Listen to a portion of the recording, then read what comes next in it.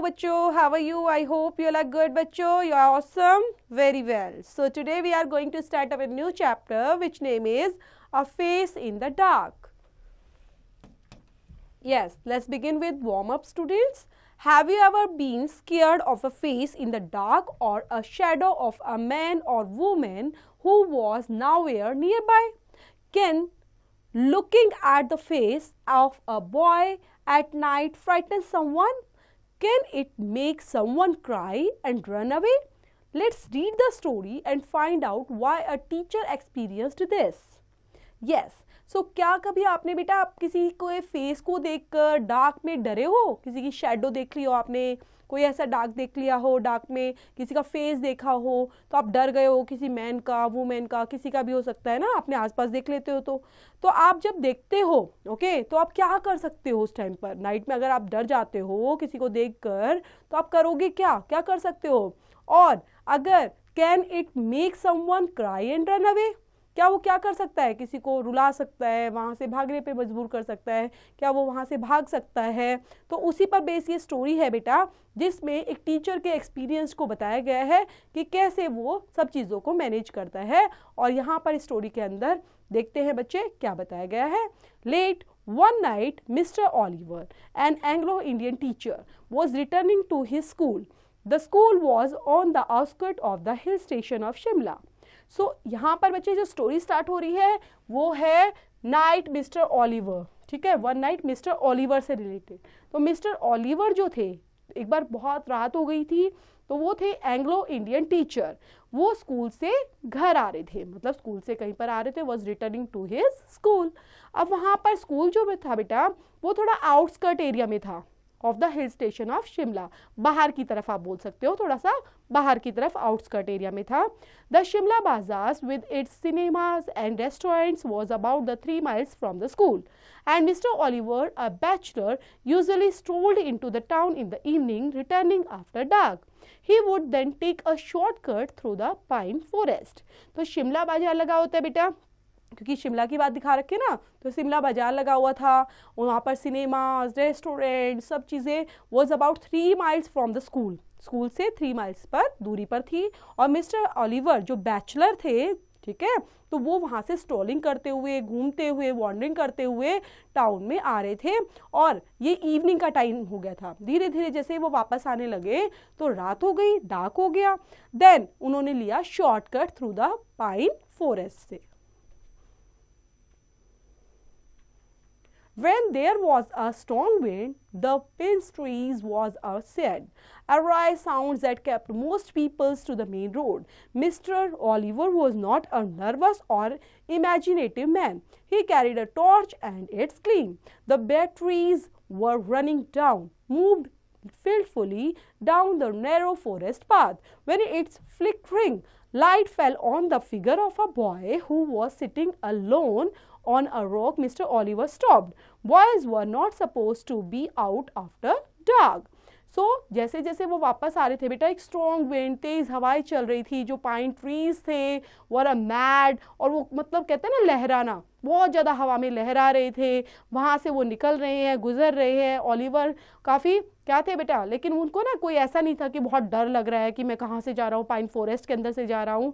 और क्योंकि वो ना तो नर्वस थे ना इमेजिनेटिव मैन थे, वो अपने साथ आराम से टॉर्च कैरी किया हुआ था, टॉर्च लेते हैं, उसको ग्लीम करते हैं, जलाते हैं, और टॉर्च से जो बैटरी है, अब काफ़ी टाइम हो गया था चलते, तो धीरे धीरे वो बैटरी लो हो रही थी। Then moved fitfully down to the narrow forest path, और वो धीरे धीरे जो नैरो पाथ होता है उससे वो चलते ही रहते हैं। और जब चलते रहते हैं तो बेटा वो देखते हैं किसी की फिगर ऑफ अ बॉय को जो अकेली बैठी हुई है एक रॉक के ऊपर। तो मिस्टर ऑलिवर वहीं पर रुक जाते हैं, क्योंकि उनको लगता है कि इतनी रात को यहाँ पर ये बॉय क्यों बैठा हुआ है।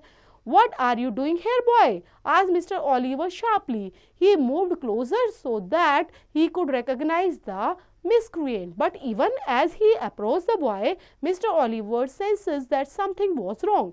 The boy appeared to be crying. His head hung down. He held his face, hands, and his body shook convulsively. It was strange, soundless weepings, and Mr. Oliver felt distinctly uneasy. अब जैसे वो देखते हैं तो बेटा वो तो पूछेंगे ना कि what are you doing here boy, तुम यहाँ क्या कर रहे हो। मिस्टर ओलिवर ने शार्पली तरीके से पूछा। उसके पास गए तो देख रहे हो बच्चा रो रहा है। उसने अपने माथे को इस तरह से, देख रहे हो ना, अपने माथे को, अपने हेड को दोनों हैंड्स के बीच में ले रखा है। वो रोए जा रहा है continuously. The boy appeared to be crying. उसका हेड हग डाउन है और फेस कैसा है, उन्होंने अपने हैंड्स में ले रखा है। देन साउंडली तरीके से विपिंग कर रहा है। मिस्टर ओलिवर उसको देखकर अनईजी फील करते हैं। Well what's the matter, he asked, his anger giving away to concern.